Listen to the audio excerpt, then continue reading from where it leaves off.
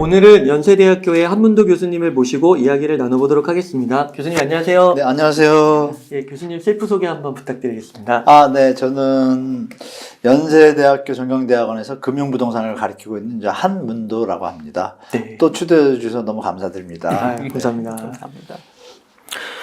교수님 22년 말부터 네네. 부동산 규제 완화 정책이 잇따라 나오고 있습니다. 네, 이제. 특히 1.3 대책은 실거주 의무 폐지, 중도금 대출 규제 폐지, 네. 전매 제한 축소 네. 같은 조치를 이제 소급 적용까지를 맞습니다. 했는데요.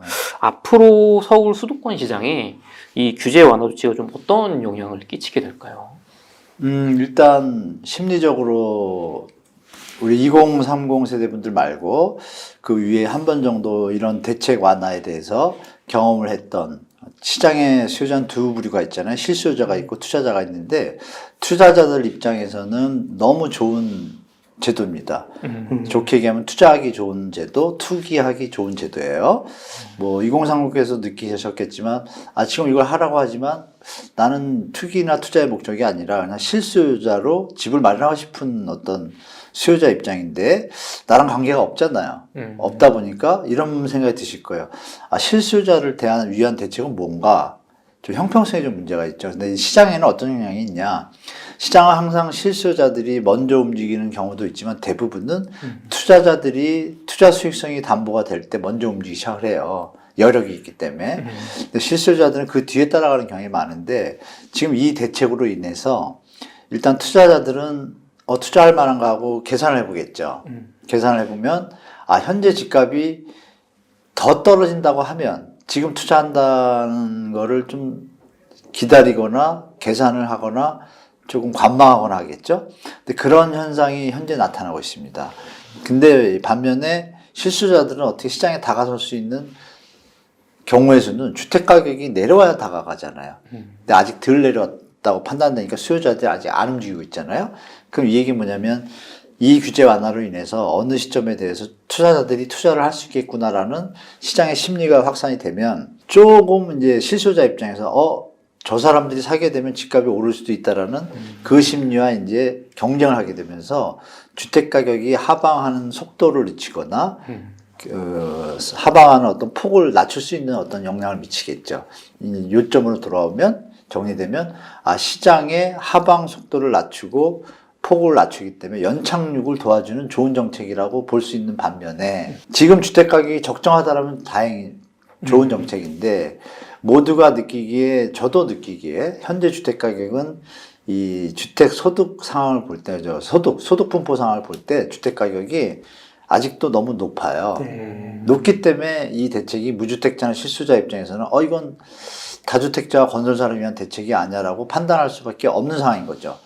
그럼 결론은 정부는 여기서 실수요자나 무주택자에 대한 대책이 동반됐더라면 그나마 뭐 정부에서 얘기하는 그 경제위기, 금융위기를 사전에 막고 선제적 대응을 하겠다는 취지가 이해가 되지만 지금의 성향은 좀 일방적인 경향이 좀 있죠. 그래서 중요한 건 시장의 영향은 그럼 그렇게 했을 때 결론이 어떻게 나냐면 매물이 감소하고 일단 수요자들이 집값이 오를 거라고 판단되면 매물이 감소하겠죠. 들여지겠죠. 조금 더 비싸게 팔려고. 그리고 거래가 늘어나겠죠. 값이 오를까봐 불안하면 실수요자들이 지금이라도 많이 내려서 사야겠다고 하면 시장이 움직일 텐데 지금 상황은 안 통하고 있습니다. 현재 매물이 감소를 안 하고 있고요. 이런 일은 처음입니다. 역사상. 이렇게 엄청난 대책을 던지면 매물이 20에서 30% 감소해야 되는데 감소를 안 했습니다. 이 자체가 이따 다음 질문에서 매물에 대해서 설명드릴 텐데 결론적으로 이 효과의 영향은 예전 같으면 환경이 2009년도 같으면 폭발적으로 반등하는 시장인데 지금 환경이 너무 달라서 현재 시장에 반응이 없다. 그 결정적인 이유는 아까 말씀드린 주택 가격이 괴리하고 두 번째가 금리라는 요인이 가세라면 그 괴리에 대한 부담이 더 커지거든요. 두 가지가 결정적으로 아직도 해소가 안 됐기 때문에 이 현상은 일시적 심리적 반등, 긍정적 반등을 주겠지만 현실적으로 지표상으로 나타내기에는 역부족이다. 대세 하락은 계속될 것이다. 말씀드리겠습니다. 1.3 규제 완화책이 이렇게 나온 다음에 네. 지금 한 2주 정도가 지났잖아요. 2주죠. 예. 이렇게 지났으면 원래는 반응이 바로 좀 결과로 나와야 되는 거예요. 난리 났죠. 그래요? 2008년도 말씀드릴게요. 2008년도 금리가 얼마나 중요한지를 저번에도 한번 말씀드렸을 거예요. 여러분 금리는 꼭 공부하시라고. 2008년도 기억하시겠지만 9월에 이제 리먼 브라더스 터졌고 리먼 터지고 나서 이제 30-40% 폭락을 했습니다. 바로 폭락을 하고 나서 MB 정부에서 들어서면서 규제를 이제 풀기 시작합니다. 재건축 조합원 매수 숫자를 원래 하나밖에 못하게 돼 있는데 그것도 풀어주고 재건축 용적률도 좀 풀어주고 다 풉니다. 재건축에 대해서도 다 풀고 세금도 재건축 초과이익 환수제도 유예시키고 종부세도 좀 다운하고 거의 비슷합니다. 그러자마자 그걸 풀자마자 그리고 운이 좋았던 게 글로벌 금융위기가 터지니까 미국이 금리가 낮춰야죠. 위기가 터지면 위기를 막기 위해서는 금리를 낮추잖아요. 코로나 때 우리가 낮췄던 것처럼. 그래서 금리를 낮춥니다.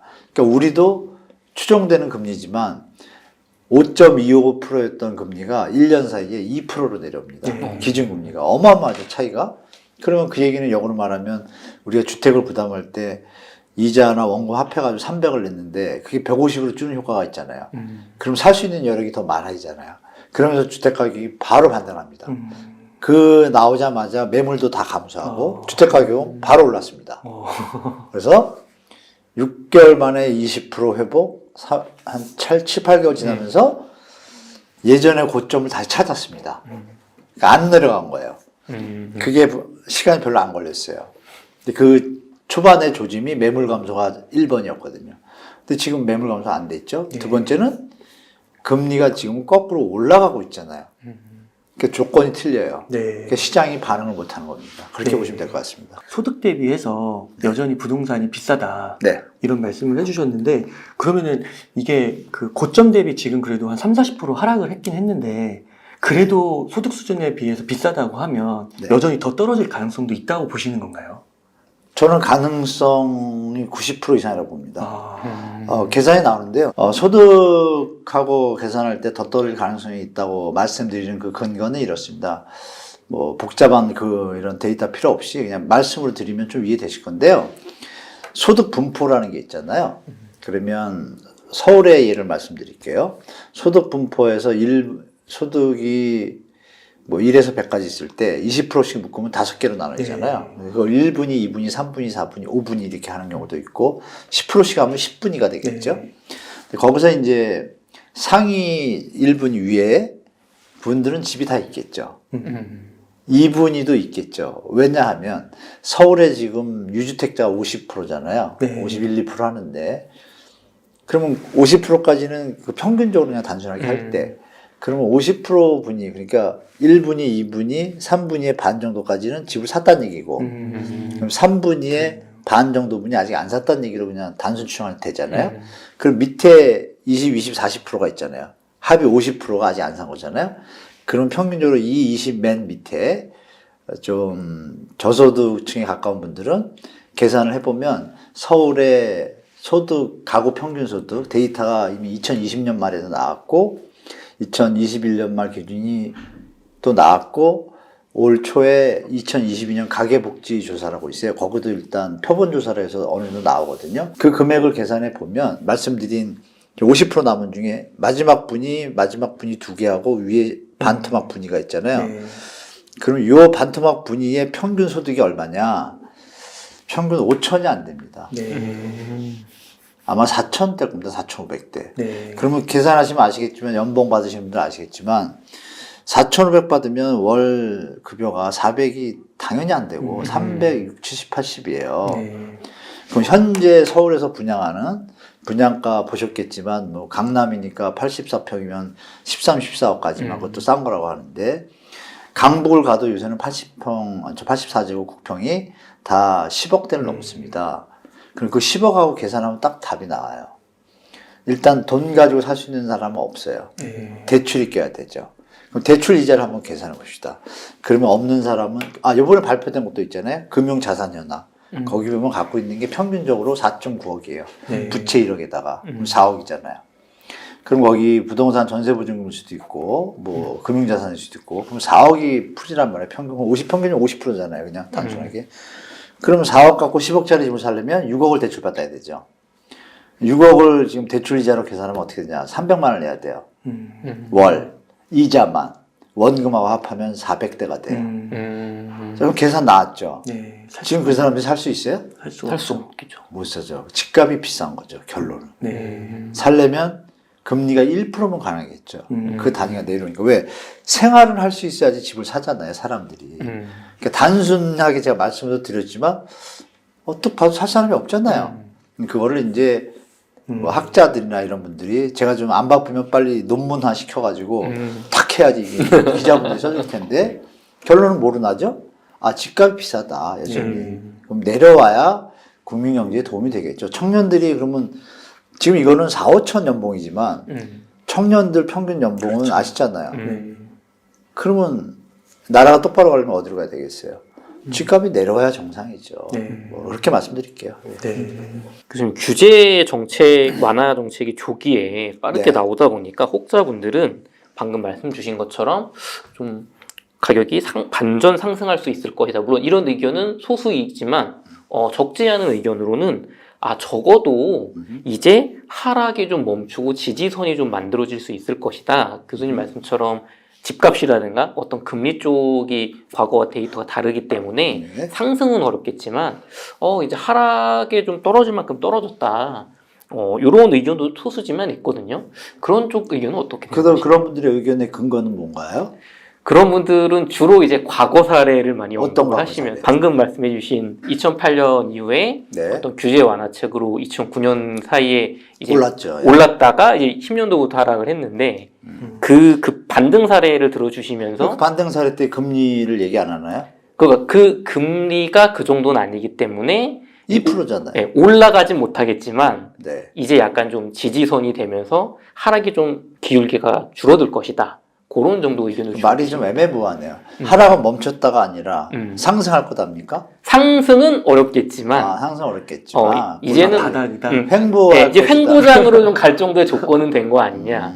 그분들은 혹자라고 말씀하셨는데 제가 생각하기에는 갭 투자를 하시거나 다주택자 하시거나 집값이 올라야 수익이 발생하는 분들이 그런 주장을 하실 거예요. 냉정하게 말씀을 드리면.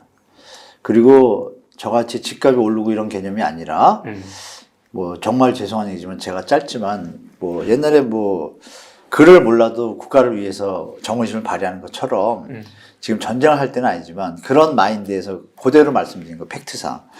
그러면 지금 집값이 정상인가요? 아니죠. 아니다라는 것은 제가 아니라 저보다 더 훌륭하신 원희룡 장관님께서 말씀하셨잖아요. 그분은 저보다 더 좋은 학교를 나오고 더 좋은 공부도 많이 하신 분도 그 얘기를 하셨어요. 그럼 더 얘기 끝났는데 저조차도 그렇게 동감해요. 그 근거는 있어요. 원희룡 장관이 얘기하신 PIR이 있고 제가 말씀드린 주로 1년 전부터 제가 강조하는 주택 구입 부담 지수. 보시는 바와 같이 너무 높잖아요. 네. 그 근거를 저나 원희룡 장관은 분명히 얘기하지만 그분들은 지금 말 끝이 흐렸잖아요. 주로 주장이 강하시죠. 근거보다는. 네, 주장이죠. 근데 주장이 어떤 타당성과 합리성이 있어서 대중들이 받아들이려면 논리적으로 근거가 있는 게 더 좋겠죠. 근데 근거가 없다라면 그거는 약간은 퀘스천 한번 찍어봐야 되는 것이고 우리가 이제 경제라는 것이 이제 후행성이잖아요. 그 후행성을 가지고 경제 이론을 만든 것인데 그럼에도 불구하고 위기가 계속 터지잖아요. 그 터지는 이유는 뭐죠? 지금 말씀드린 혹자들, 투자를 통해서 이익을 취하는 기득권들이 한쪽 방향으로 가다 보니까 자꾸 경제 위기가 터지는 거예요. 그리고 거기에 결탁한 정치인들이 임차인, 약자 코스프레를 하면서 명분화시키면서 기득권에 유리한 어떤 제도들을 던지면서 양극화가 계속 벌어지는 거죠. 만약에 그렇지 않았다면 지금 양극화가 많이 줄었겠죠. 그래서 우리가 아담 스미스도 얘기했거든요. 기득권들의 백성들을 코스프레라는 단어 안 썼지만 제가 의역을 하면 백성들을 코스프레하는 위하는 척하면서 하는 제도 개혁은 절대 철저히 감시해야 된다. 결론은 백성들만 피해를 본다. 그래서 제도를 기득권들이라는 표현을 안 했지만 이 제도권에 있는 사람들이 제도를 던질 때 정말 면밀하게 비판하고 분석을 해야 백성들이 피해를 안 본다라고 아담 스미스가 얘기를 해놨고 여러분도 아시지만 보이지 않는 손이라는 이론을 맨날 얘기하잖아요. 자, 근데 지금 정부는 어때요? 너무 잘 보이게 하죠, 손을. 경제에 들어오면 안 되잖아요. 경제는 자연적으로 돌아간다고 하는 게 보이지 않는 손이 지금 좀 자본주의 추앙하는 분들이 하신 얘기잖아요. 근데 이제 아담 스미스는 분명히 보이지 않는 손을 그 몇백 페이지 책 속에 한 줄밖에 없는 걸 알아요. 그럼 나머지 줄은 다 어디 갔죠? 나머지 줄은 어떻냐? 지금 제가 말씀드린 형태예요. 백성들을 위주로 가야 되고 이런 건데 그분들은 또 그걸 빼먹고 이것만 활용하죠. 그러니까 지금 그 혹자들도 똑같은 얘기예요. 제가 볼 때. 이렇게 하면 또 안티가 생기겠지만 저는 팩트만 말씀드리니까 제가 생각할 때 제 짧은 생각에는 이게 양극화가 자꾸 벌어지는 이유는 어떤 자본주의의 어떤 속성이 장단점이 있는데 뭐 기득권들이 좀 우리나라 말로 하면 측은지심, 해외 사람들 말로 하면 머리는 차갑게 가슴은 뜨겁게 알프레드 마샬이 얘기한 경제의 기본 또 아담 스미스가 얘기한 경제의 기본을 따랐다면 이렇게 안 됐겠죠. 그래서 아담 스미스가 참 대단한 분 같아요. 이걸 다 예측을 했으니 그러니까 우리가 이제 시대가 발전되고 유튜브 덕분에 이제 공유가 되잖아요, 정보가. 그래서 제가 볼 때는 이제 그런 행위들은 좀 줄 것 같아요. 네. 그러니까 이게 교수님 그 다시 상승 반전이나 이게 바닥이 나왔다고 좀 주장하시는 분들이 최근에 좀 목소리가 높아지신 게 규제 완화도 있지만 그 둔촌주공 있잖아요. 그 계약률이 한 50에서 70, 평균 60 정도 나와서 이 정도면은 괜찮다. 그래서 이 둔촌주공 그 계약률을 보시면서 이렇게 해석하시는 분들이 있는데 요건 좀 어떻게 보세요? 좋게 보는 건 뭐 좋은 습성인데요. 일단 예를 들면 자기 자식이 학교에서 고문관이고 사고를 쳐도 그분이 그 자식을 미워하나요? 이뻐하잖아요. 근데 객관적으로 볼 때는 아니잖아요. 약간 저 친구는 조금 케어가 필요하다고 판단되잖아요. 객관성을 가진 입장에서 제가 말씀 올리면 첫 번째 강남 4구 그죠? 우리나라에서 정말 1%만 산다는 그 지역에 일단 아파트예요. 뭐 현금 줍줍이라는 단어 기억나시죠? 근데 왜 미분양이 나죠? 벌써 얘기가 딱 끝났잖아요. 그죠? 줍줍이면 물론 이제 무순위 청약하면 들어오겠죠. 네. 그럼 무순위 청약할 때 될 수는 있겠죠, 100%가. 그러면 그걸 알기 때문에 실수자들은 앞으로 오를 거라고 판단된다면 빚을 내서라도 하겠죠. 근데 그 빚 내는 것도 풀어줬어, 정부에서. 근데도 안 했다는 이유는 뭐죠? 그러니까 이렇게 생각하시면 됩니다. 부동산 상승기에는 우리가 미래에 주택가격이 오른다고 판단되니까 지금 사도 내가 손해볼 일이 없다고 판단되겠죠. 실거주 목적과 투자 목적이 같이 움직이니까 시너지 효과가 있으니까 계약률이 어떻게 될까요? 거의 100%죠. 청약률은 당연히 100대 1이고. 그런데 일단 청약률이 4대 1 수준 밑이었고 처음에 규제 하나가 없었다면 계약률이 아마 5, 60%에 끝쳤을 가능성이 높아요. 근데 아시겠지만 77% 대환대출하는 거 PF 그 현장이 77% 계약이 돼야 계약금이 돈이 들어와야 그 돈이 빌렸던 돈을 일단 갚고 그럼 공사를 할 때 중도금 들어오는 스케줄을 맞춰서 공사가 들어가잖아요. 그럼 지금 일단 펑크가 난 거야 70%면. 그럼 이게 성공했다고 볼 수 있나요? 그건 아니죠. 다만 더 미개하게 나올 수 있는데 선방했다는 얘기죠. 중요한 것은 이 현장이 선방을 겨우 했다라면 이거보다 입지가 떨어진 데는 어떻게 될까요? 그러니까 시장에는 부정적인 영향이 앞으로 이제 있을 겁니다. 그래서 실제로 둔촌주공이 분양하기 전에 분양할 계획이 있는 단지들이 서울에도 한 2개가 있었고 큰 데가 광명 이쪽에도 많았어요. 다 홀딩했습니다. 홀딩한 이유는 이 분양 결과를 보고 대처를 하려고 했겠죠. 결과가 이렇게 나왔는데 70%예요. 그러면 상식적으로 강남이 70%? 그러면 저기는 예비 당첨자 맞추고 무순위 청약 현금 줍줍이 막 가세한다고 하면 그래도 다 팔리긴 팔리겠구나. 여긴 그런데 그러면 거기보다 떨어진 입지와 만약에 높은 분양가면 어떻게 되겠어요? 분양하기가 좀 겁나겠죠? 그렇죠. 그러면 방법은 뭐가 있죠? 분양가를 낮추든지 답을 내야 되잖아요. 그러니까 그 현장들은 올려서 파는 게 좋은 건데 낮춰서 파냐 마냐를 고민하니까 부정적인 영향이 있을 것이고 근데 거기서 버티는 부분들이 계신단 말이에요. 거기서 만약에 미분양이 또 터지지 한다 그러면 지금 여기를 볼 때 다른 것들도 미분양 날 가능성이 높잖아요.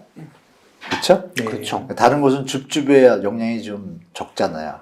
그럼 집이 남아돈다는 얘기잖아요. 결론은 2, 3년 뒤엔 집이 남아돌겠구나라는 미래에 대한 예측이 있으니 지금 집을 안 사면 더 싸질 수 있다라는 심리가 가능하잖아요. 네. 그러면 시장은 어떻게 되겠어요? 하방 압력이 더 강하겠죠. 제가 볼 때. 저는 그쪽 가능성이 좀 높다고 보고 있습니다. 물론 혹자 그분들이 말씀도 일리는 있어요. 근데 중요한 건 사람이 10명이 있는데 집이 100개가 있으면 싸질까요? 비싸질까요? 집이 그렇게 남아돈다면 아무래도 싸야죠. 가격이 저렴해지. 그거 간단히 생각하시면 돼요. 집이 지금 길바닥에 사는 사람 없잖아요. 다만 좀 더 나은 주거 환경을 위한 아파트를 선호하는 사람들의 어떤 형태에서 수요가 있는 것인데 그 집이 남아돈다 그러면 가격은 당연히 하방 압력이 더 강하겠죠. 네. 그래서 둔촌조강의 결과는 결정적으로 다른 현장에는 상당히 좀 압박을 줄 거다. 하방 압력을. 분양가 약간의 조정이라든지 이런 형태로 나타나지 않을까 예측하고 있습니다. 네. 교수님 둔촌주공 이제 계약 직전에 네. 그 이제 분양보증 PF 대출 관련해서 네. 이제 정부 측에서 이제 보증이 들어갔는데요. 그 정도 되는 상급 입지잖아요. 사실 둔촌주공은. 상급. 그러면은 말씀하신 것처럼 좀 입지가 상대적으로 외곽이라거나 네. 물량이 많은 지역이라거나 그런 쪽은 계약률이 정말 무순위 청약까지 가더라도 안 됐죠. 미분양이 날 거라고 예상하기가 정말 좀 논리적으로 타당한 것 같습니다. 네, 보이죠. 예. 네. 정부에서는 부동산 시장의 하락 속도가 너무 가파르다고 생각을 하고 있는 것 같습니다. 특히 특례 보금자리론 같이 어떤 금리나 대출 금액, DSR 차원에서 우대를 해주는 대출 상품을 공급할 예정인데요. 과거에 빚내서 집 사라라는 네. 정책이 연상된다는 분들도 계십니다. 규제 완화, 대출 지원 정책 등으로 내려가는 집값 하락폭을 어느 정도 줄일 수 있을까요, 교수님? 네, 조금 긍정적인 효과는 있는데 이제 시장에서 바라는 상태의 어떤 뭐 반등 그 수준은 될 수가 없습니다. 일단 정부도 그 내용을 알기 때문에 여러분들이 디테일을 좀 보셔야 되는데 특례 보금자리론의 한도액이 있잖아요. 네. 얼마죠? 앵커님 아시잖아요. 한도액이 5억, 6억입니다. 네, 5억입니다. 규모가 굉장히 작죠. 네, 5억까지입니다. 그게 뭘까요? 주택 가격이 오르는 것을 정부도 바라지는 않는 거예요. 그러니까 더 떨어지고 급하게 내려가는 것을 방지하려고 애쓰는 긍정적인 부분도 있죠. 그래서 비판도 되지만 정부의 고민도 좀 우리가 읽어줘야 돼요. 그러면 이제 5억으로 했다는 얘기는 그만 만약에 집값을 떠받치거나 더 높이고 싶다라면 6억으로 했겠지. 7억까지 하면 되겠죠. 그럼 바로 집값도 다시 튀겠죠. 맞네요. 근데 그러면 어떻게 되겠어요? 국민들이 가만히 있겠어요? 지금 집값이 오른 집값에서 떨어진 집값이 여러분 기억을 더듬어 보시면 코로나 전에 미친 집값이라 그랬어요. 코로나 전에. 근데 코로나로 인해서 2년 동안 또 더 펌핑이 된 거죠. 이거는 사실 없었던 스토리예요. 히스토리인데 그럼 얘는 없어진 상태에서 그 다음을 보면 네. 그래도 비쌌단 말이에요. 그 전에. 미친 집값이 계속 오르네 막 이랬잖아요. 그때 그 논리들이 뭐였냐면 시장 주주자들이 공급 부족이라 그랬어요. 그거가 안 맞다는 건 이미 증명이 됐고 공급이 부족해서 집값은 내려갔고 그죠? 하반기에 금리라는 얘기를 떠나서 금리 인상하기 전에 이미 내려가고 있었습니다. 데이터들이. 결론은 뭐냐면 그거죠. 소득이 가능한 선에서 시장이 대출을 받쳤을 때 넘어가면 되는데 말씀하신 DSR 개념은 한번 말씀드린 것 같아요. 바젤 3가 왜 시행된지를 우리가 알아야 됩니다. 바젤 1, 2, 3인데 세계 큰 이런 금융위가 있을 때 완 협약을 맺었고 2를 맺었고 이거 세 번째인데 세 번째 출발이 2008년 글로벌 금융위기잖아요. 어떤 것 때문에 발생한지 다 아시잖아요. 주택을 과다하게 대출할 때 주택 구입자금을 근데 주택 구입자금을 과다하게 대출할 때 가이드는 뭐야? 뭘 보고 과다하다 그럴까요? 소득. 근데 자기가 갚을 수 있는 수준의 대출이 정상적인데 그게 아니라 대출을 통해 가지고 집값을 서로 모니게임 하듯이 나만 안 걸리면 돼 하고 서로 모래성 쌓기로 올라간 거예요. 그게 이제 터진 거잖아요. 이게 결론을 파악하니까 뭐예요? 이게 소득에서 상환할 수 있는 능력을 넘어선 대출은 분명히 왜곡 현상을 일으키고 버블을 일으키고 위기로 올 수 있구나를 다 알았단 말이에요. 그래서 미국에서 바젤3 협약을 완벽하게 만들기 전에 법을 만들어요. 도드 프랭크법이라고. 도드 프랭크법이면 뭐냐면 그 얘기예요. 소득이 상환할 수 있는 수준을 넘어서는 대출을 못하게 하는 법이에요. 네. 그걸 해주면은 페널티를 매겨요. 금융기관에. 금융기관은 조달금리가 높아지니까 수익률이 떨어지니까 그걸 하라 그래도 안 하겠죠. 그 상태에서 미국의 지금 DSR이 어느 한 주는 한 36%입니다. 어마어마하죠. 네. 그리고 저 미국 전체로는 40인가 45% 끊어놨어요. 캐나다도 40인가 50인가 끊어놨는데 거기는 DSR 항목에 자기가 내는 세금, 재산세부터 뭐 세금 내잖아요. 여러 가지. 근로소득세 내. 그러니까 소득이 우리가 아까 월 500인데 세금 50만 80만 나가잖아요. 그것도 빼는 거예요. 엄청 빡빡하네. 그러니까 실제로 자기가 쓸 수 있는 정말 알맹이에서 소득을 초과하면 안 되니까 어떻게 되겠어요? 거품이 들 생기겠죠. 그게 스위스 바젤 3의 협약의 내용이 그거예요. 그거를 포함한 다른 모든 내용이 들어가 있죠. 네. 그래서 결정적인 게 가계대출을 했을 때 바젤 3의 핵심 중에 이제 유동성 커버리지 비율하고 자기자본 규제 비율 이게 있어요. 근데 유동성 커버리지 비율 안에 항목 중에 여러 개가 있는데 그 중에 하나가 DSR이 들어가 있습니다. 네. DSR을 적용할 때 기억나실 거예요. 저번에 작년인가 가계대출을 했을 때는 위험 가중 자산치를 115%로 계산. 100원을 빌려주면 115원을 빌려준 위험성을 가지고 있다라고 업을 해요. 네. 그러면 자기 자본을 더 준비를 해야 되잖아요. 대손실 나고. 그렇죠. 근데 기업에 대출해주면 85로 낮춰줘요. 계산할 때. 그러면 요즘 은행들은 어떤 형태를 취할까요? 아, 이제 집값을 떠받쳐서 하는 행위로 돈을 버는 건 이제 자제하고 원래 자본주의의 근본으로 돌아가는 거죠. 기업이 좋은 아이템이 있어서 투자를 해줘가지고 그 아이템이 잘 돼서 뭐 테레비, 냉장고 뭐 이런 거 네. 인류가 발전하고 이런 것들에 투자를 해주는 거는 돈을 빌려준 거를 위험 가중 자산치를 줄여준단 말이에요. 네. 그쪽을 하라는 얘기죠. 그게 이제 바젤 3니까 그거를 역행하고 우리나라 혼자서 이걸 막 DSR 하면 어떻게 돼요? 후진국이죠. 네. 근데 우리는 G7이잖아요. 네. 그러니까 정부 아까 말씀드린 규제 완화 중에 DSR 푼 게 그런 고민들이 다 섞여 있기 때문에 일반 2030 세대 분들은 뭐야 왜 막 풀어줘 그러지만 근데 정부의 문제는 뭐냐면 자꾸 풀어주려고 애를 쓴다는 거예요. 이게 이제 자의성에 있는 어떤 5억 한도가 아니라 제가 말한 이 국제적인 틀에 의한 한도로 인해서 더 올리고 싶어 하는 세력들이 안에 있어요. 금융위원회나 이쪽에 있는 걸로 제가 알아요. 못 올리는 거예요. 해외에서 이미 이렇게 틀을 잡아놨기 때문에 제 생각이에요. 짧은 라고 생각되기 때문에 함부로 DSR을 풀지는 못한다. 푸는 순간 대한민국의 신용도는 다운되니까 그죠? 뭐 그렇게 보시기 때문에 그거에 대해서 조금 양쪽 두 가지 측면을 생각하시면 그나마 조금 이게 펌핑이 들어가겠구나 이렇게 판단되실 겁니다. 예. 나름 5억이라는 것에 그 기준과 고민이 들어가 있는 거네요. 네, 그것도 높은 거죠 사실은. 네. 5억이면 예를 들어서 생각해 보세요. 소득이 300만 원 분이 6억짜리 집을 사면 이자 40년짜리 받으면 벌써 거기서 좀 문제가 있잖아요. 우리가 맨날 10억 하니까 5억이 작은 것 같지만 여러분이 또 아쉽게 10억짜리 집의 숫자와 10억 이상의 집의 숫자와 비율이 우리는 마치 그걸 뭐라 그러죠? 프라이스 리더 마케팅 해가지고 앞에 뭐 사람들이 있으면 다 이런 것처럼 착각하는 거. 뭐 신데렐라 뭐 단어는 잘 모르겠는데 나도 10억짜리 사야 되는 것 같은 착각. 그게 아닌데 지금 서울에 있는 집 중에 10억짜리 이상은 20%고 30%고 많을 때는 40%까지 갔지만 근데 지금 가격이 내려왔잖아요. 그럼 6, 7억이 더 많은 거 아니에요, 대중은. 그럼 아까 소득분포 계산하면 6, 7억대 집들이 돼야 되잖아요. 근데 거기에 5억을 대출해줘? 오바죠, 이것도. 네. 사실 엄밀히 보면. 그래서 그런 좀 관점의 차이는 있는데 그나마 제가 볼 때 그나마 애썼다라고 정부를 얘기해주고 싶어요.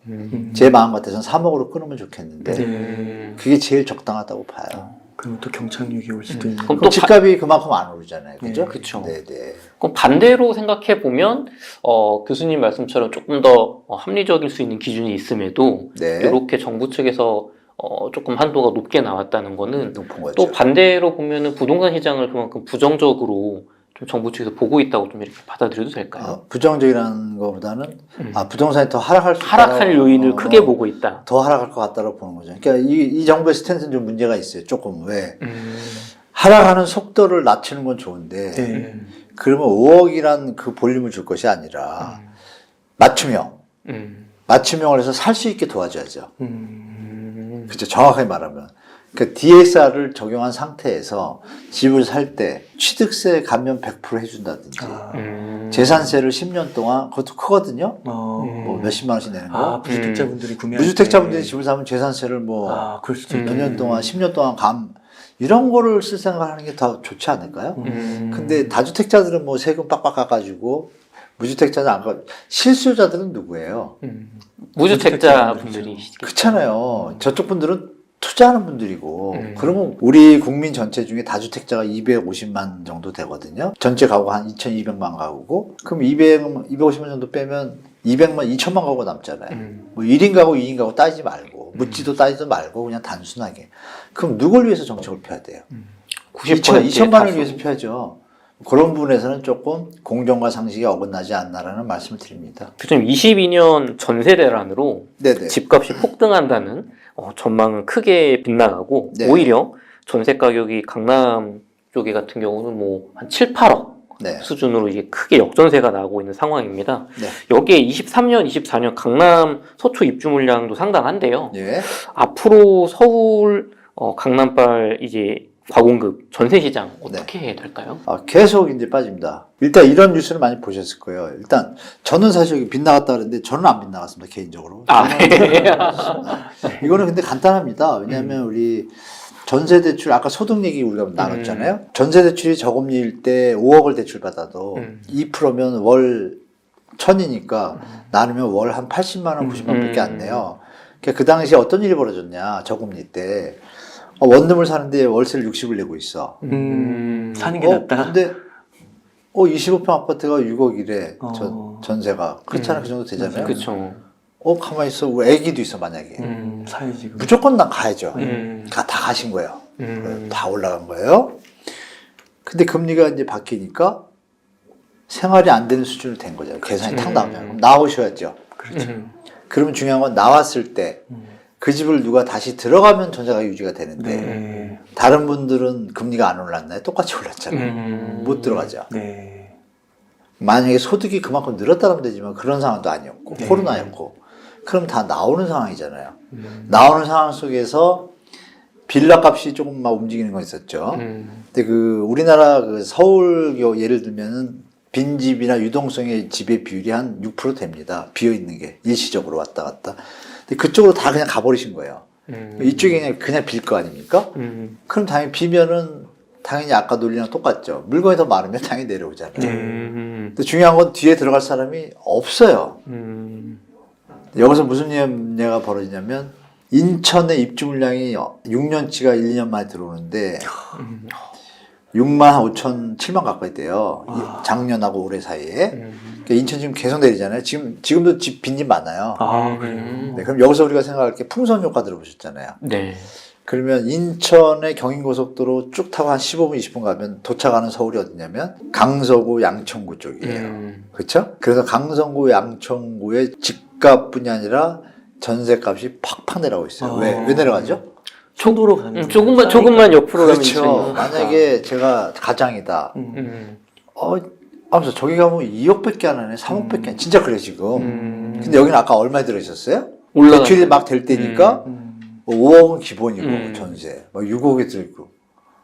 근데 전세 대출 안 받고 1억만 받아 인천에 있네. 그러면 내 한 번 불살라. 처자식이 편하게 아파트고 계약갱신권 있으니까 4년 지내고 됐다. 내가 열심히 4년 동안 벌어서 다시 서울에 입성하든지 신도시를 가든지 이런 대체제가 많아졌잖아요. 그렇죠. 그러니까 양천구하고 금천구 한번 보세요. 데이터 쫙 내려오고 있습니다. 당연한 결과가 있죠.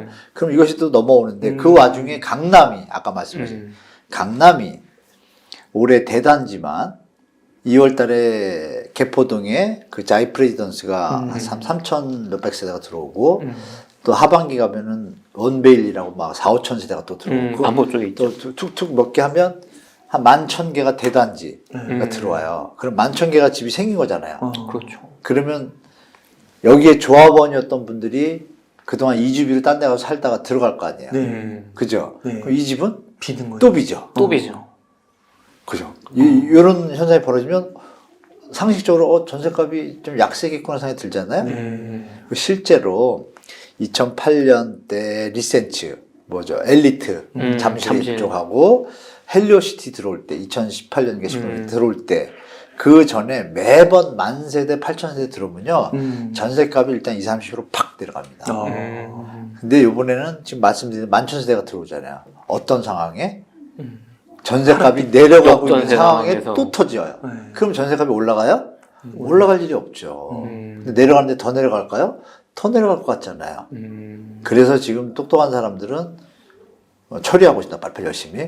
그 와중에 지금 11,000세대라 그랬잖아요. 강남 4구로 하면 11,000세대가 아니라 한 18,000개 됩니다. 부동산의 올해 입주 물량을 계산하면 24,447개 그림 있잖아요. 24,447개인데 이 중에 청년 역세권 주택 자그마한 것들 뭐 이런 것들까지 포함한 건데 그거 한 2, 3천 개 빼면 그래도 17,000, 18,000개예요. 이거 어마어마한 물량입니다. 근데 여기서 강남 그래서 제가 이 얘기 해도 드렸는지 모르지만 제 개인 유튜브에 제목을 이렇게 썼어요. 강남 슈퍼 역전세 시작될 수 있어라는 표현을 썼어요. 데이터상은 그렇잖아요. 물건이 많이 나오니까. 그래서 뭐 봐야겠지만 제가 볼 땐 올해 강남은 좀 약세가 좀 심화될 것 같고 강북 쪽은 좀 견조해요. 입주 물량이 그쪽에 치우치지 않아가지고 이쪽에 많잖아요. 강북은 그나마 좀 폭이 좀 줄겠지만 강남은 조금 약세가 좀 심화될 거다. 그러면 강남 옆에 있는 인근 도시들 다 연결받죠. 연결이 되겠죠?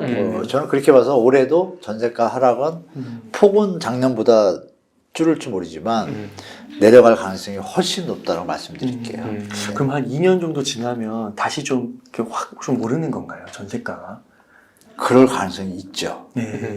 지금 너무 내려가잖아요. 쭉 내려가는데 2년 동안 사람들이 돈을 모으잖아요. 근데 만약에 금리가 물가가 잡히고 내려오면 부담이 줄잖아요.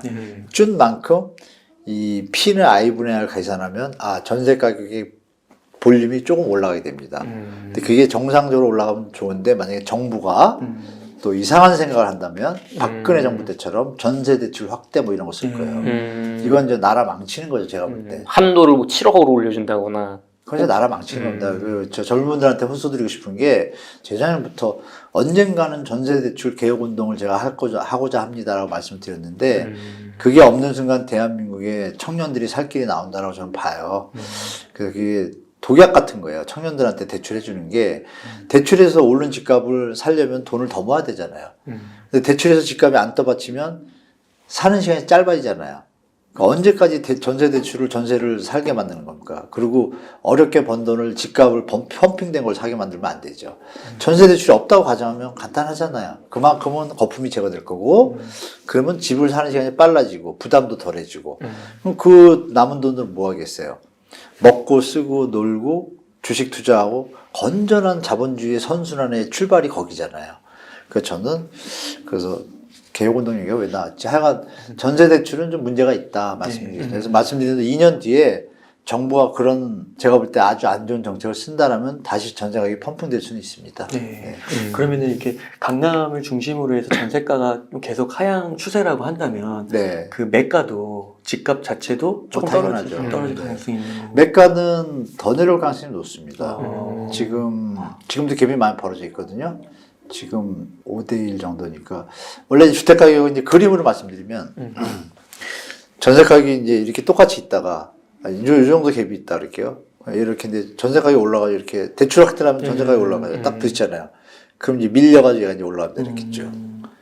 또 이렇게 또 밀려가요. 이렇게 그림이 이렇게. 근데 얘가 내려오면 벌어지잖아요. 그럼 얘가 다시 이쪽으로 내려옵니다. 얘가 더 내려가면 더 내려옵니다. 당연히 그러겠죠? 왜? 우리는 전세값을 레버리지로 투자하는 사람이 대부분이니까. 핵심은. 월세를 기본으로 투자하는 비율이 좀 적어요. 그러니까 그런 부분에 있어서는 말씀 주신 부분이 제가 그린 그림 얘기하시면 이해되셨죠? 그렇게 시작이 된다. 그래서 전세대출이 정말 중요합니다. 그럼 전세대출이나 이런 게 없다고 한다면 이게 한번 전세가가 내려가기 시작해서 또 전세가가 회복하는 시간이 또 필요하니까 집값이 회복하려면 그럼 상당 시간 좀 이런 하락기 혹은 좀 더 보통 원래 매매 가격이 전세 가격이 오르기 시작하면 빠르면 2, 3개월 어떤 현장들은 뭐 바로 그 다음 날부터 공인중개사 일부 악덕 공인중개사들이 담합을 하면 그 다음부터 올려요. 왜냐하면 전세 만약에 5억짜리 집이 있고 전세가 3억 5천이었는데 이게 대출 확대로 4억 뭐 3천 2천 된다. 그럼 갭이 줄잖아요. 그럼 투자할 수 있는 여력이 부담이 없으니까 펌핑을 합니다. 바로 다음 앞에서 전세 가격 다 4억 3천에 맞추자 그러면 어떻게 돼요? 그럼 다 4억 3천 되잖아요. 그러면 투자할 때 돈이 덜 들어가잖아요. 투자자들이 더 유입이 되겠죠. 그래서 사람들이 사면 집값이 어떻게 돼요? 올라가잖아요. 이런 간단한 프로그램을 뭐 다 알잖아요.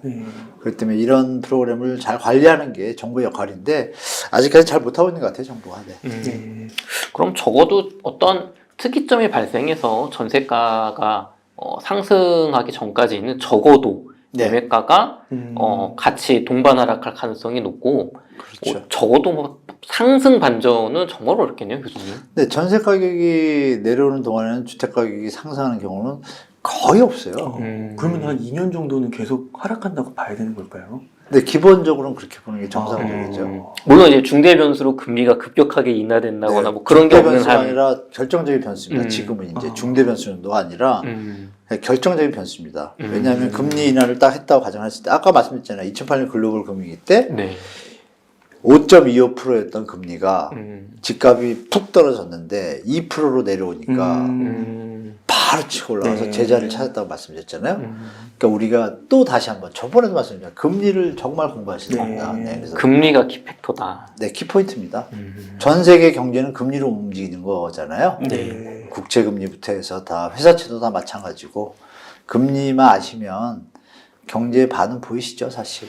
교수님, 송도나 경기도 남부 일부 또 대구나 세종같이 하락폭이 큰 지역에서는 21년의 그 고점 대비 마이너스 40% 많게는 50%까지 가격이 내려간 단지들도 나오고 있습니다. 10억 하던 가격이 5억이 된 거면 이젠 가격이 내려갈 만큼 내려갔다. 떨어질 만큼 떨어졌다. 매수를 고민하시는 분도 사실 실거주자 분들 중에서도 무주택자 분들 중에서도 조금씩 생각이 커지시는 것 같아요. 가격 하락폭이 이렇게 5, 60% 이렇게 나온 단지 지금 매수해도 될까요? 지금요? 네. 굳이 금리가 이렇게 높은데? 굳이 지금일 필요 없다. 네, 굳이 이렇게 높은데 그리고 전세가가 하락하고 있고 송도 인천 얘기 드렸잖아요. 입주 물량이 어마어마하다. 그럼 지금 사는 것보다 언제 사는 게 나을까요? 조금 더 있다 사는 게 나을 것 같지 않아요? 지금은 아니다 일단. 지금은 아니다. 지금 아니다. 많이 내려갔어도. 더 중요한 건 뭐냐? 그 5억에 샀는데 물량이 더 나오면 어떻게 돼요? 떨어질 가능성이 아무래도 있죠. 그리고 그만큼 손해를 보잖아요. 근데 왜 지금 그 가능성을 배제하려면 안 사는 게 낫죠? 차라리 반등할 때 따라하는 게 낫지 않겠어요? 반등의 폭이나 속도가 이제 예전 같은 일은 없어요. 왜? 다 스터디가 됐잖아요. 그러니까 예전처럼 묻지마 투자가 줄 수밖에 없고 그러면 속도가 약할 수밖에 없어요. 그리고 또 말씀드리지만 유튜브가 이제 점점 잘 잡아졌기 때문에 모든 데이터나 팩트들이 메이저 언론사에서 휘둘리던 대중이 90%가 휘둘리던 시대가 끝났어요. 움직여도 50%밖에 안 돼요. 볼륨이. 그죠? 아까 말씀드린 학습 효과로 볼륨이 또 반 줄었어. 그러면 예전에 100의 어떤 실수요 가수요가 가세라는 시장이었다면 지금은 계산을 해보면 40, 50%나 30%밖에 붙을 수가 없어요. 그렇죠? 이미 학습이 됐으니까. 그럼 그 힘이 엄청 약할 거 아니에요. 그럼 올라가는 속도가 예전처럼 그런 일은 쉽지 않고 그러면 그때 타도 크게 무리는 없다라고 보는 게 제 개인적이고 거기다 이제 여기 결정적인 게 뭐냐면 그 10억짜리가 그러면 분양가가 얼마였냐? 3억이었다. 실제 상황이니까요. 왜냐면 6억짜리가 경기도 좋은 데가 6억짜리가 17억이면 몇 배예요? 거의 세 배. 딱 3배잖아요. 그런 데가 많아요, 실제로. 그럼 반이 내렸으면 6억이 17억짜리가 반이 내리면 8억 얼마죠? 5천. 8억 2816, 한 9억 5천 되나요? 9억 정도 되잖아요. 그럼 6억에 받았는데 9억이면 50% 올랐잖아요. 그럼 좀 비슷한 것도 같지만 그 기간이 불과 2, 3년이란 말이에요. 그러면 6억짜리가 8억이라도 문제 없잖아요. 7억이면 이제 여기서 움직이지 사람들이. 분양가보다 기간이 있으니까. 그러니까 결론은 9만 정도에 지금 50% 내려온 곳도 말씀드린 대로 분양가보다 3배 수준이면 더 하락할 여지가 있겠죠. 반값임에도 불구하고. 근데 그 와중에 또 뭐라 그랬어요? 물량이 많이 나온다 그랬잖아요. 그러면 좀 생각해 봐야 되지 않을까요? 그러니까 지금 사는 것보단 제 생각에 봄 이사철 끝나고 끝났는데 집이 막 널려 있어. 막 인천에 전세가. 네. 그럼 송도가 힘을 쓰나요? 송도는 뭐 전세가, 매매가 가리지 않고 지금 같이 계속 큰 폭으로 하락을 하고 있죠. 네네. 그 옆에 또 지어지고 있고. 네네. 그래서 자산 여력이 있으신 분은 사도 돼요. 차이점. 실수요자라면 지금 살 필요가 없고 자산 여력이 있는 분들은 투자의 개념으로 10% 더 내려가도 중장기적으로 뭐 중국과의 관계가 좋아진다라는 가정법에 의하면 투자 가치는 분명히 있어요. 중장기적으로. 중장기적으로. 네. 그 기간에 단기 투자는 금물이고. 네. 그럼 중장기적으로 볼 때는 크게 문제 없는 곳이 송도에 제가 볼 때. 뭐 해저 터널 얘기 나오잖아요. 중국하고 사이가 좋다라면. 네. 해저 터널 못 뚫겠어요? 마음만 먹으면 쌓인 마음에 뚫잖아요. 그러는 순간 인천은 새로운 시대를 맞아야겠죠? 그러니까 우리가 정치도 좀 봐야 되고, 금리도 봐야 되고 이렇습니다. 그래서 인천 지금 물리신 분들이라고 표현해서 좀 죄송하긴 한데, 실수요자분들한테 좀 안타깝지만 갭투자한 분들은 과감하게 정리하신 다음에 때를 다시 기다리시는 것도 한 방법이라고 좀 말씀드리고 싶고, 인천은 발전할 가능성이 높은 데입니다. 왜냐하면 러시아 쪽이나 이쪽 3국이 사이가 서로 좋을 때는 그 원산 위에 있잖아요. 여기가 다 같은 어떤 테마였거든요. 그런데 시대가 글로벌화 시대가 돼가니까 그럼 거기가 풀리면 이제 같이 풀리거든요. 근데 그 시기가 이제 언제가 될지는 저도 정치인이 아니니까 그러니까 정세를 좀 보시면 좋을 것 같아요. 그러니까 중국과 사이가 좋아지면 송도는 바로 반응합니다. 네. 그리고 또 자족도시거든요. 뭐 셀트리온부터 SK, 뭐 삼방가 네, 삼성바이오로직스. 이렇게 기본적으로 들어갔기 때문에 네. 자족도시 형태가 일단 갖춰졌기 때문에 발전 가능성이 있는데 워낙 짧은 시간에 많이 올랐기 때문에 조정이 필요한 상황이죠. 제가 볼 때.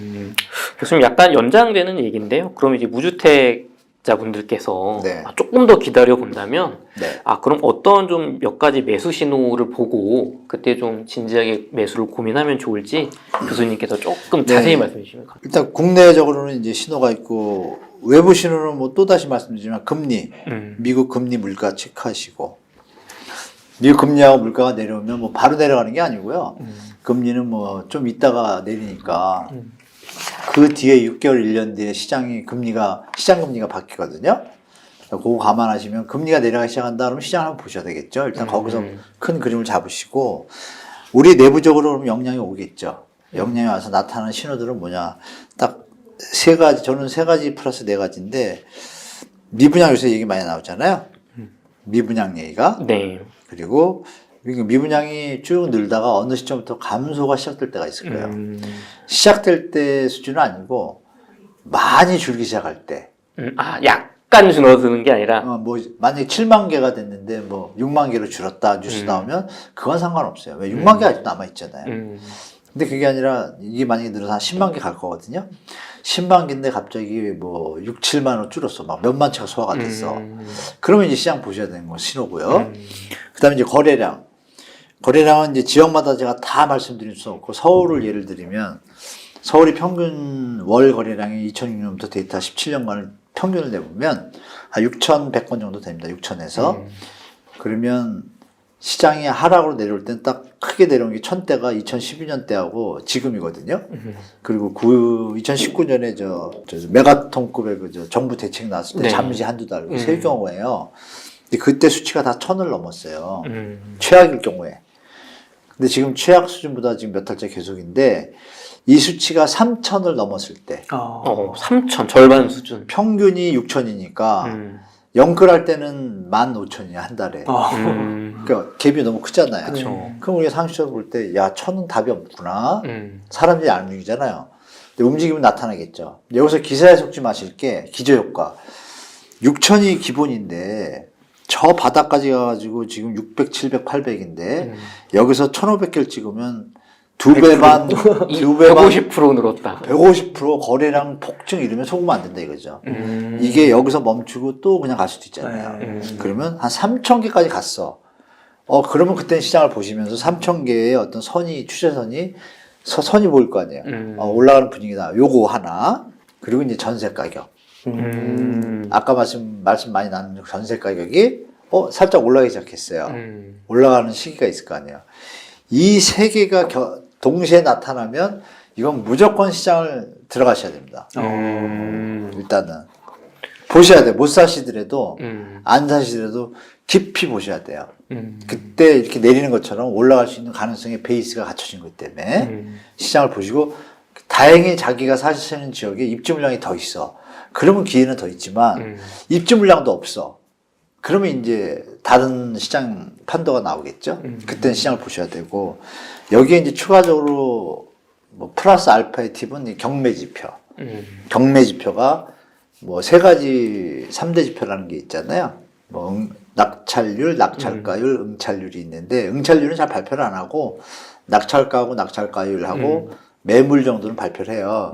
근데 낙찰률하고 낙찰가율이 경매 나온 물건보다 낙찰률은 10개가 나오면 2개가 낙찰이 되면 20%잖아요. 그쵸. 그러니까 이게 60%를 넘기 시작하면 그리고 낙찰가율은 90%를 넘기 시작하면 근데 지금 두 개를 말씀드리면 둘 다 70% 하나는 지금 20%입니다. 서울은 15%. 갭이 너무 멀어졌죠?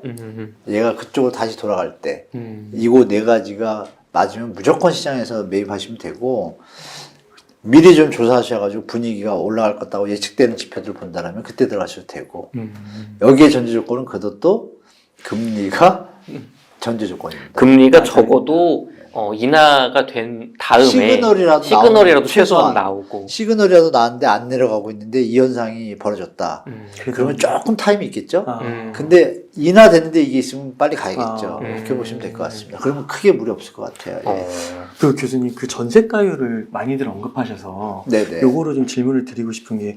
요즘에 아까 그 강남에도 아까 얘기도 나왔지만은 전세가 그 국평 기준으로 뭐 국평. 예, 32평 기준으로 개포나 잠실이 8, 9억대가 나오더라고요. 자이프레이던스 자이프레이던스 6억이 작년 말에 예. 13억에서 13억 5천까지도 갔거든요. 예, 전세가. 맞아요. 지금 6억에서 5억 하단까지 나오는데. 그래요? 입주장이다 보니까 아무래도 네, 그런 거 그래서 같네요. 만약에 이제 입주가 되고 나서 조금 남잖아요. 네. 그러면 조금 올라가요. 네. 그러면 아마 제가 볼 때 다시 한 7억 정도까지 가지 않을까? 그 뒤에 잠시 이제 입주할 게 없으니까 그렇게 좋은 아파트가 없으니까 이제 입주 끝물이니까 끝물이 아니죠. 입주 이제 시작이잖아요. 2월이니까 지금 잔금 못 메꾼 분들은 이제 연체이자가 높잖아요. 여러분들 아시게 연체이자가 분양받은 현장의 연체이자가 몇 프로인지는 아세요? 15%. 15%도 있고 네. 그러니까 그분들이 어떻게든 세를 내는 게 유리하니까 안 나가면 싸게라도 놔야 되잖아요. 네. 그죠? 그래서 그 15%보다는 좀 싸게 내는 게 낫잖아요. 네. 그러면 일단은 한 5억 하단까지 나왔어요. 지금 말씀한 13억짜리가 6억이 아니라 5억 하단까지 나왔으니 반토막 났어요. 불과 2개월 사이에. 네.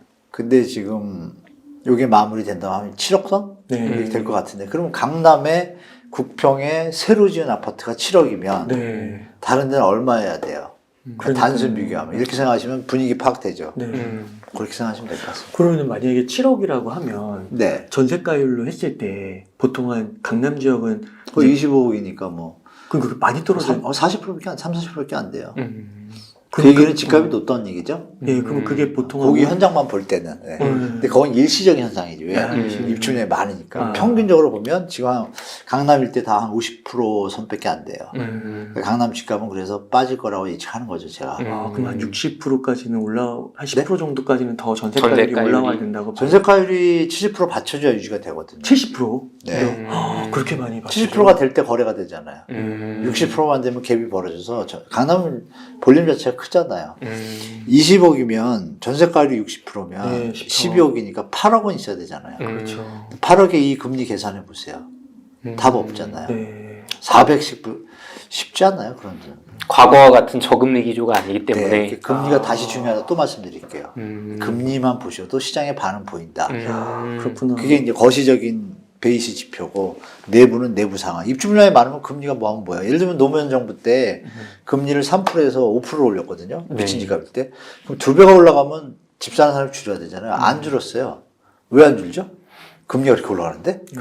소득이 늘어요. 경제 성장률이 7%대예요. 버는 게 많아요. 소득이 늘어나니까. 그렇죠. 이자가 간단하잖아요. 내가 부채가 10% 늘어나는데 소득이 20% 늘어나면 사지. 계속 올라가죠. 이 정도는 갚을 수 있어. 갚을 수 있으니까. 부담할 수 있으면 올라가는 게 집값은. 근데 지금 우리가 부담할 수 없으니까 내려오는 거. 어려운 건 아니잖아요. 상식적으로 다 이해하는 건데 부동산이라는 파트가 자꾸 용어나 이런 것들이 팩트들이 너무 많다 보니까 조금 2030 세대분들은 헷갈리기도 하고 그런데 근본에 충실하면 큰 무리 없습니다. 시장 보는 데는. 금리 딱 나오잖아요. 어떤 게 재화를 100원짜리가 있는데 은행 금리가 5%인데 얘를 투자했을 때 3%밖에 안 나.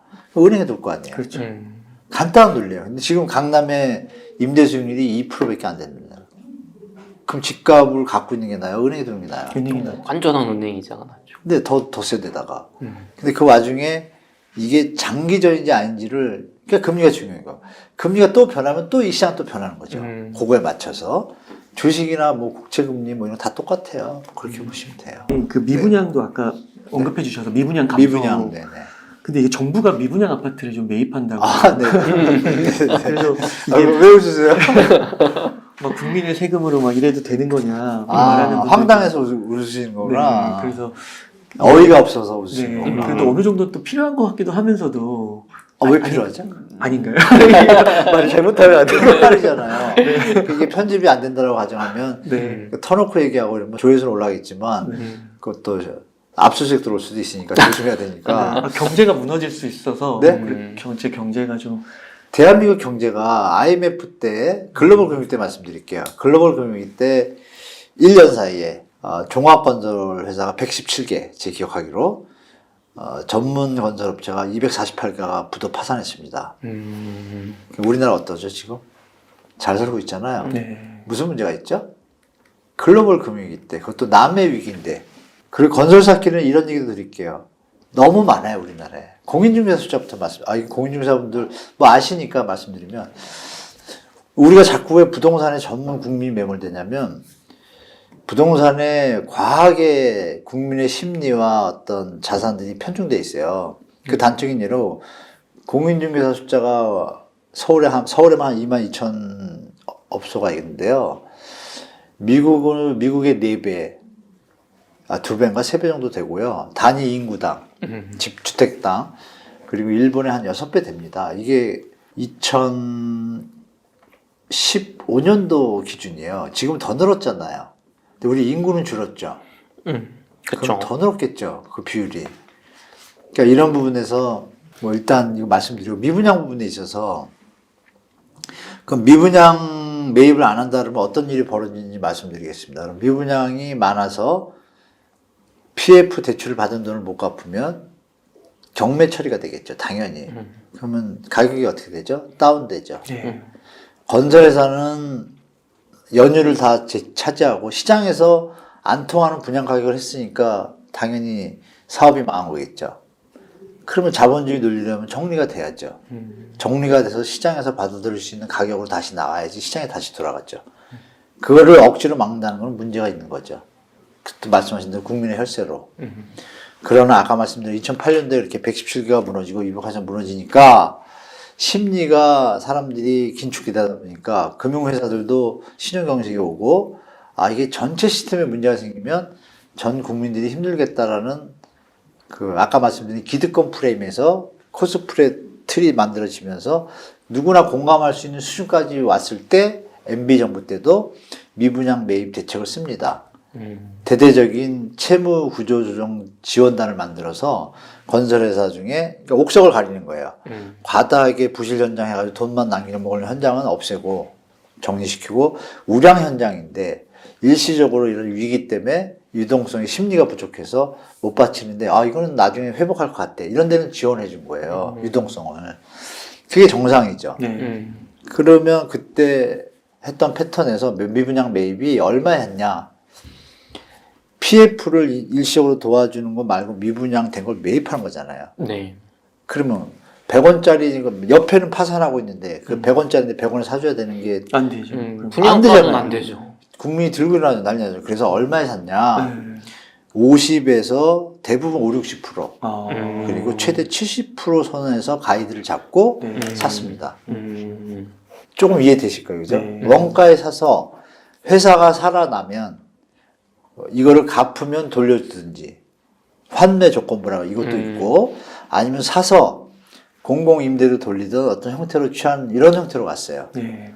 그러니까 크게 비판이 없겠죠? 근데 지금은 그거에 대해서 명료한 툴이 없어요. 그죠? 투명성이 부족해. 공정해 보이지가 않아. 그러면 이걸 발표하려면, 물론 대통령이 한 말씀 하셨으니까 나중에 발표할 수도 있겠죠? MB 때처럼, 우리가 50%에 사서 공공임대로 쓰겠다. 이건 박수 받죠. 네. 50%, 60%에 사서 건설회사를 연 게 아니잖아요.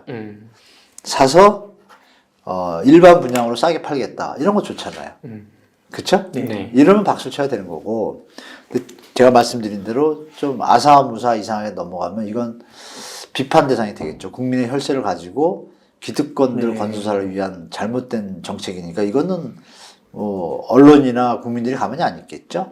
그래서 너무 걱정 안 하셔도 될 것 같아요. 원희룡 장관님이 잘하고 계시니까 네. 제가 볼 때 예전처럼 50% 60% 선에 매입을 하셔서 공공임대로 한다든지 이런 거는 우리가 좀 박수 칠만 하다라고 좀 말씀드리겠습니다. 건설에서도 도움이 되고. 네네.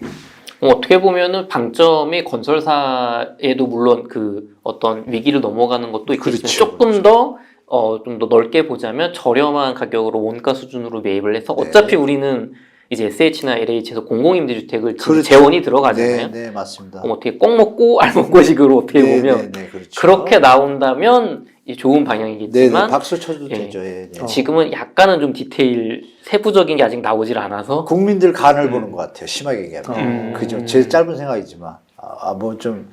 아니면 준비가 아직 안 돼서 발표 못했다면 제 말씀을 사과드리겠지만 제 생각엔 그동안에 발표된 행태를 보면 국민들 간을 보는 그런 어떤 패턴이 좀 보여요. 그래서 그건 좀 안 좋은 것 같아요. 국민을 위해서 정치를 하면 이걸 충분히 다 한 다음에 발표해주고 이러면 좋잖아요. 그죠? 지금 이런 얘기도 할 필요도 없잖아요. 그냥 딱 우리가 50%에 사서 60% 뭐 이렇게 원가보다 이하로 살려고 한다. 부도나는 것보다 나니까 그래가지고 국민들한테 싸게 공부하려고 합니다 하고 딱 발표하면 이 얘기 할 필요도 없잖아요. 잘했다고 하겠죠. 잘했다고 하겠죠. 제가 드린 말씀 그 얘기예요. 그리고 실제로 저도 이 얘기를 방송에서 정책 대안 할 게 없냐 그럴 때 했어요. 제가. 미분양을 싸게 매입해서 국민들한테 싸게 줘라. 아니면 심하면 신혼부분들한테 막 저리로 그냥 해주면 도움이 되겠다. 국가경제에 도움이 되고 청년 집 사는 데 도움이 돼서 국가경제에 도움이 될 거라고 얘기한 적이 있어요. 근데 그 가격의 수준이 중요한 거죠. 핵심은 그거죠. 매입하는 가격. 얼마에 매입하냐가 제일 중요한 거죠. 네. 교수님 그러면 지금 앞으로 물론 또 어떤 변수가 터져서 이 경제 여건이 확 바뀔 수도 있지만 네. 교수님께서 워낙 부동산 시장에 오랜 전문가로 활동하고 계시고 관찰해 오신 결과 올해와 내년 무주택자분들이 좀 내 집 마련에 있어서 어떤 의사결정을 하면 좋을지 좀 조언 좀 부탁드리겠습니다. 1번. 네. 경제 위기가 터지지 않는 한 네. 금리는 안 내려올 거니까 낮출 수가 없잖아요. 미국 물가가 심하니까. 그 전제 하에 말씀드릴게요. 그러니까 금리가 갑자기 내려오게 되면 이제 제가 말한 게 이제 번복이 됩니다. 다른 걸로 바뀌니까요. 비전이. 그 상태에서 일단은 연말까지 무조건 기다리는 게 좋을 것 같습니다. 제 생각에. 연말까지 기다리시고 나면 전 세계의 어떤 경제 상황들이 좀 정리가 되고 방향성이 정리가 될 것 같아요. 근데 그 속에서 갑자기 금리를 위기가 터지지 않는 한 내릴 것 같지는 않고 베이비 스텝은 나올 것 같아요. 근데 베이비 스텝이 나와도 시장 금리는 큰 영향이 없기 때문에 제가 볼 때 그 기존을 이어갈 거고 그 전제 하에서 일단 연말에 가서 수도권은 인천 지역이 이제 많이 내려가고 나서 어느 정도 이제 횡보하는 시점이 올 겁니다. 그러니까 수도권은 인천의 물량을 무시하시면 안 되는 게 동탄도 또 한 만 몇 개가 있어요. 화성에. 근데 이게 다 연결이 되거든요. 아까 말씀드린 역풍선 효과가 조금 있기 때문에 결론은 몇만 채의 집이 나온 거잖아요. 물론 거기서 이제 또 재건축을 해가지고 없어지는 물량도 있는데 연속적으로 입주하는 물량이 많은 지역이 좀 많습니다. 그 이유는 여러분들이 보실 게 2017년, 18년, 19년에 문재인 정부가 들어오면서 규제책을 많이 쓰고 이러면서 빨리 분양을 안 할 경우에는 페널티가 많았어요. 그래서 건설사들이 그때 많이 빨리빨리 조합인가 하고 막 재건축도 그렇고 막 한 대가 많아요. 그것들이 이제 쏟아져 나오기 시작하는 거예요. 작년 하반기부터 쏟아져 나오니까 그때 지원 물량들이 많이 나올 거 아니에요. 내년도 좀 나와요. 올해 24년도도 그런 거 감안하시면 연말까지 보셔도 시장이 급등하거나 상승 방전이라면 50% 내려온 상태에서 올라가기 시작할 거 아니에요? 그럼 45%로 줄일 수 있잖아요. 네. 큰 무리 없잖아요. 더 내려갈 가능성이 많은 상태에서 그게 또 낫다고 보고, 시기는 그렇다고 보고요. 서울 수도권은 그렇고, 그 지방 중에 일부 이제 좀 조사해 보시면 입주 물량이 적은 데들이 있습니다. 그 지역들은 금리가 똑같다고 하면 그래도 한 가을부터 움직일 수도 있어요. 가을부터 많이 가을. 내려온 데는. 올해 가을이요. 네, 올해 가을. 지방에 어디라고 제가 말씀드리긴 그렇고, 그냥 요새 앱이 많잖아요. 들어가셔가지고 입주 물량만 확인하시면 돼요. 하시면 되는데 거의 없다. 이러면은 말씀드렸던 그 규제 완화책이 힘을 좀 쓰거든요. 왜? 계속 집값이 내려간 상태에서 조금 더 내려갔다? 그러면 사시는 분이 생기거든요. 거기서는 이제 좀 대응을 좀 관심 있게 보셔야 되고, 나머지 지역은 이제 말씀드린 대로 연말까지 큰 문제 없다라고 말씀드리고, 심하면 후년까지도 문제 없을 수도 있습니다. 근데 그건 나중에 말씀드리고, 그리고 본인의 자산을 잘 관리하셔야 돼요. 그 고정금리 40년은 죽음입니다, 사실.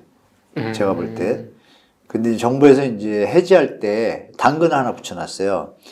해지할 때 특례보금자리론 같은 경우에 이게 두 가지인데 이게 저 퍼펙트하게 기억이 안 나는데, 다른 곳에서 대환대출로 넘어오는 것에 대해서 중도금 상환수수료를 면제하기로 했거든요.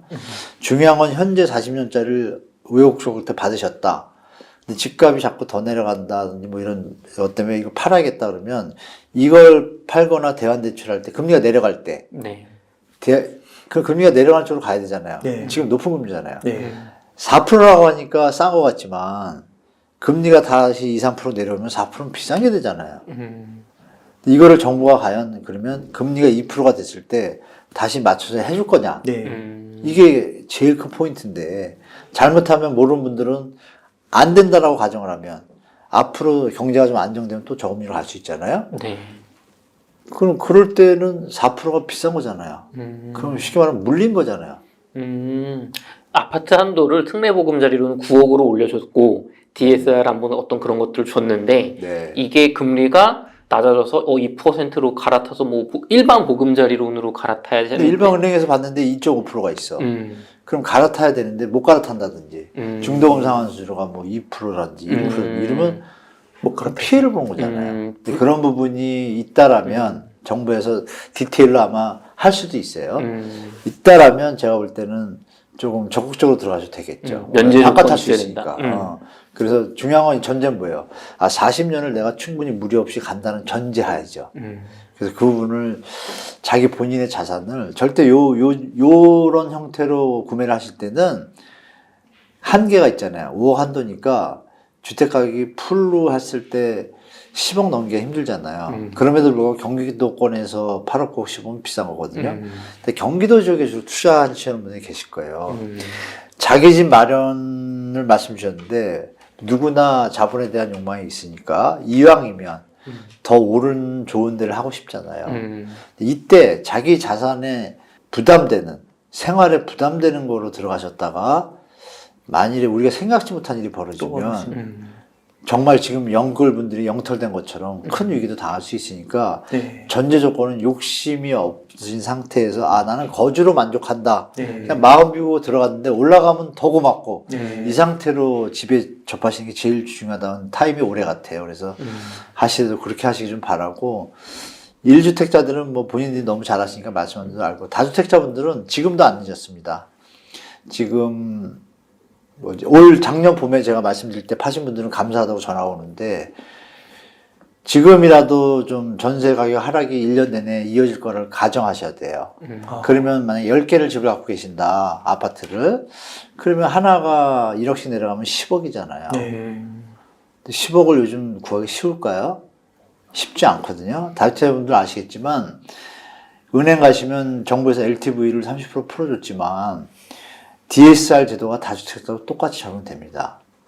그래서 가보신 분은 알겠지만, 제가 이미 주위 자산가들하고 다 통화해서 아는 내용인데, 잘 안 해줍니다, 대출 여러분. 그래서 뭐 우여곡절 끝에 뭐 민생 회복 자금 이래가지고 1억씩 조금 더 추가로 다른 명칭으로 대출을 해주긴 하는데, 그것도 심사를 합니다, 사실. 왜? 그분이 파산하면 은행 입장에서 피곤하거든요. 그러니까 다주택자분들은 욕심내지 마시고, 전세 가격이 앞으로 본인의 가지고 있는 전세 보증금이 10에서 20% 내려갔을 때, 그게 만약 1억이면 10개면 10억이잖아요. 10억에 대한 유동성을 준비하시고 대처하지 않으시면 일순간에 밀려오면 못 막게 되면 어떻게 되죠, 여러분? 3개월 지나면 바로 그냥 경매 들어갑니다. 그때부터 가격이 하락하는 효과가 있으니까 욕심을 좀 줄이시고 10개가 있다면 지금이라도 뭐 3천만 원밖에 안 남는다. 그러면 5개 팔면 1억 5천 생기잖아요. 역으로 5개 팔면 1억 내려갔을 때 5억을 마련해야 할 필요가 없잖아요. 1억 5천은 생겼고 나머지 5개 집에서 5억에 역전세가 나면 1억 5천 메꾸고 3억 5천은 구하기 쉽잖아요. 5개라도 건져서 가지만 그냥 욕심에 버텨다가 못 버티고 순간적으로 그 한계점을 넘어지면 10개 다 털리게 됩니다. 그래서 그런 자산 관리 좀 잘 하시는 게 좋을 것 같은 시기라고 말씀드리겠습니다. 네. 교수님 좀 괜찮으시면 하나만 질문 네네네. 더 드리겠습니다. 지금같이 크게 하락한 시기에 사실 네. 무주택자분들이 많이 고민이 되고 또 혹은 어떤 전문가분들이 얘기를 하시는 거에서 이제 고민이 되는 포인트가 뭐냐면 네. 상승기 때는 사실 내 가격에 맞춰서 사야 되니까 어떻게 보면 선택의 폭이 적다. 그냥 그렇죠. 내가 사는 지역 근처에서 내 돈에 맞는 거 사야 되는 거니까. 그렇죠. 지금같이 하락이 크게 나오면 어떤 전문가분들은 조금 무리를 해서라도 뭐 입지가 좋은 곳 혹은 뭐 신축인 곳, 뭐 개발이 많은 곳 이런 걸 조금 무리가 되는 한도까지 대출을 받아서 살아라는 의견도 있고 또 어떤 측면에선 내 기초 체력에 맞게 적당한 규모로 대출을 받아서 구매를 하시고 뭐 너무 급격하게 이게 앞으로 오르는 그런 시기는 아닐 거니까 뭐 또 한 5천만 원 1억 저축하셔서 그다음 뭐 한 평수 넓은 거 가시거나 이렇게 단계적으로 좀 가시는 게 좋다라는 의견이 있거든요. 어떤 저는 후자분의 말씀이 더 합리적이라고 보고요. 전자 무리를 해서라도 가라는 분은 본인이 무리를 해서 하시면 좋을 것 같아요. 상식적으로 무리라는 자체가 자기의 능력을 벗어난다는 표현이잖아요. 한글이지만. 그쵸. 그럼 무리를 해서라도 하는 이유는 뭘까요? 무리한 욕심이 전제한 거잖아요. 시장의 변수라는 건 어떻게 될지 모르는데 왜 무리를 해야 되죠? 제일 좋은 투자가 뭔가요? 자기가 감내할 수 있는 리스크 해치를 할 수 있는 충분한 선에서 최대의 수익을 찾는 걸 찾아야 되잖아요. 그럼 후자분이 맞죠. 스텝 바이로 가야 되지. 지금처럼 경제 변동성이 심한 시기에 경제가 안정됐다라고 판단되고 여러 가지 다른 변수들, 이 지역은 인구가 계속 늘고 있고 공장이 생기고 이런다. 그러면은 상승의 기조가 거의 확실하니까 무리한 투자도 이해가 돼요. 조금 요 정도는 그래도 그런 상황에서 네, 어느 다른 정도. 요인들이 좋을 때. 근데 지금 단순히 입지? 지금 입지 갖고 하는 지금 경제상이나 부동산 시장이 아니잖아요. 입지하면 강남 4구인데 어떻게 됐어요? 미계약됐잖아요. 그쵸. 이 말은 조금 좀 너무 좋게 해석한 것 같다. 장밋빛 전망이다. 이 시기는 부동산 상승기에 상승기에 게임 이론에 입각한 투자 방법이죠. 자, 나는 안 불린다라는 전제를 가지고 가는 거죠. 이런 상승장에서는 간단하잖아요. 무릎에 서서 어깨 판다. 그것만 지키면 당연히 수익이 나겠죠. 이거는 일반 생업을 하는 우리 시청자분들이나 이런 분들 입장에서는 전혀 안 쳐다보는 게 더 좋을 것 같고, 두 번째 분이 말씀하신 스텝 바이, 조금 더 감내할 수 있는 선. 이게 제일 안정적이죠. 위기가 와도 감내할 수 있고, 자기가 갖고 있는 게 경매로 가면 헐값으로 저평가되잖아요. 그런 일을 안 당하고 지켜나가면 부동산이나 주식이나 주기가 있잖아요. 그럼 견뎌낼 수 있는 여력을 가지고 있으면 견뎌내고 나면 좋은 때가 오면 다시 회복하잖아요. 근데 무리를 하면 어떻게 돼요? 회복할 기회조차 없잖아요. 벌 때는 많이 벌겠지만. 그러니까 이제 공격적인 보시는 분들은 그렇게 하셔도 좋은데 저는 개인적으로 그건 뭐 추천하지 않고 후자분을 추천해드리고 싶습니다. 의견 감사합니다. 네네. 교수님 그러면 끝으로 시청자님들께 강조하고 싶으신 말씀, 하고 싶으신 말씀 있다면 좀 부탁드리겠습니다. 네. 우리 옹달책방 시청자분들 제가 지금 두 번째 뵙는데요. 일단 항상 건강하시기 바라겠습니다. 새해 복 많이 받으시고, 이 많은 분들 주위를 보면요. 돈 쫓다가 조금 다른 곳에 가시는 분도 많고, 건강을 잃는 분들 많더라고요. 그래서 여러분, 돈이란 건 내가 존재해야 있는 겁니다. 그리고 또 어려운 상황이 와도 본인이 잘 버티면 좋은 때가 분명히 돌아옵니다.